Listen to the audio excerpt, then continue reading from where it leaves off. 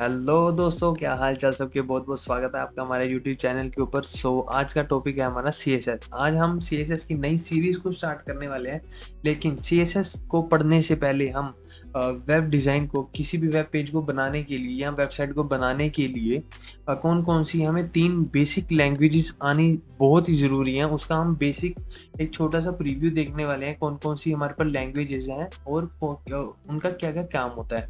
तो सबसे पहले हमारे पास लैंग्वेज है HTML, जो हम अपनी सीरीज को कंप्लीट कर चुके हैं HTML की। उसका मैं डिस्क्रिप्शन में लिंक दे दूंगा, ठीक है। आप वहाँ पर जाके सारी ही इसके बेसिक एलिमेंट को आप पढ़ सकते हो इजीली। मतलब जो भी HTML बहुत इजी टू अंडरस्टैंड है। आप इसको 2 या 4 घंटे के अंदर इजीली कवर अप कर सकते हो, ठीक है।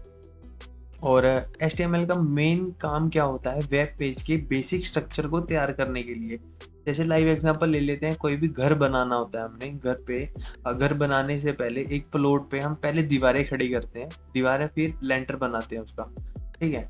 तो उसे कहते हैं बेसिक स्ट्रक्चर। मतलब घर को बनाने के लिए उसका एक बेसिक स्ट्रक्चर बनाना। बेसिक स्ट्रक्चर के लिए हमें दीवारें खड़ी करनी पड़ेगी, ठीक है। उसके बाद उस पर लेंटर डालना पड़ेगा, ठीक है। ये हो गया हमारा बेसिक स्ट्रक्चर। ऐसे ही वेब पेज के अंदर भी उसका बेसिक स्ट्रक्चर तैयार किया जाता है। फॉर्म का एक बेसिक, किसी भी फॉर्म को बनाने के लिए या फिर टेबल को बनाने के लिए उसका एक बेसिक स्ट्रक्चर होता है, जिसको फॉलो करना बहुत ही ज़रूरी होता है। और एक किसी भी वेब पेज को बनाने के लिए वेब पेज का पूरा फॉर्मेट होता है, जिसके अंदर ही हमें कोई भी बेसिक काम करना होता है, ठीक है। उसके बाद अगर हम फिर आता है CSS का काम।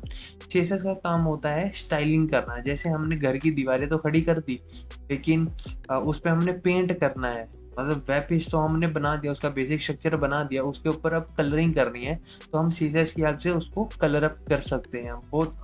जैसे आप बहुत सारी वेबसाइट पर विजिट किया होगा, Amazon, फ्लिपकार्ट, वहाँ पर बहुत सारे डिफरेंट डिफरेंट बॉक्सेस बने होते हैं, अलग अलग कलरिंग बॉक्सेस बने होते हैं, अलग कलर की शेड्स होती हैं, जो हमें बहुत ज़्यादा अट्रैक्ट करती हैं अपनी तरफ। तो इस तरह के अट्रैक्टिव सेक्शंस बनाने के लिए, अट्रैक्टिव कलरिंग बनाने के लिए CSS की ज़रूरत पड़ती है, ठीक है। उसके बाद आती है जावास्क्रिप्ट। जावास्क्रिप्ट जो है हमारे लॉजिक बिल्ड करने के लिए, एनिमेशन करने के लिए और डायनामिक स्लाइडर चलाने के लिए वेबसाइट के अंदर बहुत ही इम्पोर्टेंट होता है, ठीक है। और हम जैसे घर के अंदर हमने पेंट कर लिया, दीवारें बन गई, पेंट कर लिया, उसके बाद हमने पंखा लगाना है।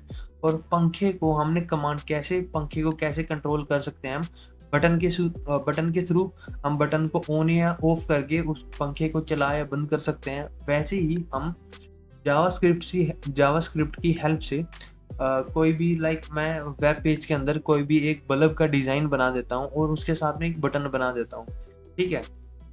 और मैं जावास्क्रिप्ट को कमांड देता हूँ, मतलब वहाँ पे मैं कोड एक लिख देता हूँ जावास्क्रिप्ट की लैंग्वेज के थ्रू, कि जब भी मैं इस बटन पर क्लिक करूँ तो बल्ब में लाइट जल जानी चाहिए, बल्ब ऑन हो जाना चाहिए, और जब मैं इसको ऑफ करूँ तो बल्ब ऑफ हो जाना चाहिए। तो इस तरह के लॉजिक के लिए हम जावास्क्रिप्ट का यूज़ करते हैं।